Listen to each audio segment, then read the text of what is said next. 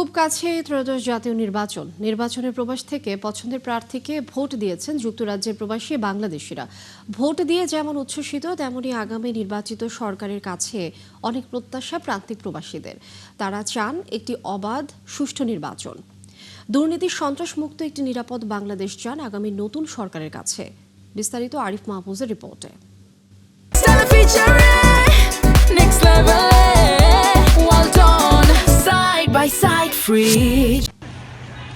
আর মাত্র কয়েকদিন বাকি অনুষ্ঠিত হবে বহুল প্রতীক্ষিত ত্রয়োদশ জাতীয় নির্বাচন। এবারের নির্বাচনে ভোটে অংশগ্রহণ করতে পেরে উৎফুল্ল প্রান্তিক প্রবাসীরা। আলহামদুলিল্লাহ, আমি আমার পছন্দের প্রার্থীকে আমি ভোট দিয়েছি। প্রবাস থেকে যেটা আমার নিজের উজ্জীবিত লাগতেছে।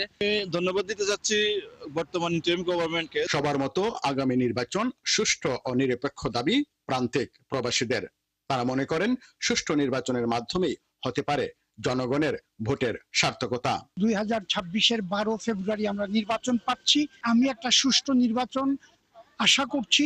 আমার ভোট আমি দেব, যাকে খুশি তাকে দেব, এই স্লোগানকে সমুন্নত রেখে আমরা সবাই নির্বাচনে অংশগ্রহণ করব।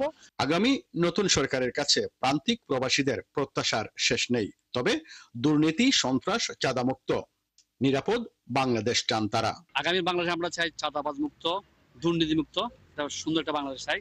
এই যে বাংলাদেশের সবার যে সরকারই আসুক না কেন, নির্বাচিত সরকার আসুক গণতন্ত্রের ইলেকশনের মাধ্যমে, সেই সরকার যে আমাদের চাওয়া হইল কি প্রবাসীদের নিরাপত্তা এবং যারা রেমিটেন্স যোদ্ধা আছে তাদের একটা সম্মান দেখানো, এবং এয়ারপোর্টে তাদের নিরাপত্তা, জায়গা জমির নিরাপত্তা, সব ধরনের নিরাপত্তা নিয়ে যেন এই সরকার কাজ করে। আগামীর নির্বাচিত সরকারের কাছে প্রান্তিক প্রবাসীদের প্রত্যাশা খুবই স্পষ্ট। তারা চান বিমানবন্দরে সম্মানজনক পরিবেশ এবং দেশে ফেরার পর একটি টেকসই ভবিষ্যৎ। শুধু তাই নয়, সবাই চান আগামীর বাংলাদেশ হোক দুর্নীতি, সন্ত্রাস এবং চাঁদাবাজ মুক্ত সুন্দর একটি বাংলাদেশ। আরিফ মাহফুজ, 71, লন্ডন।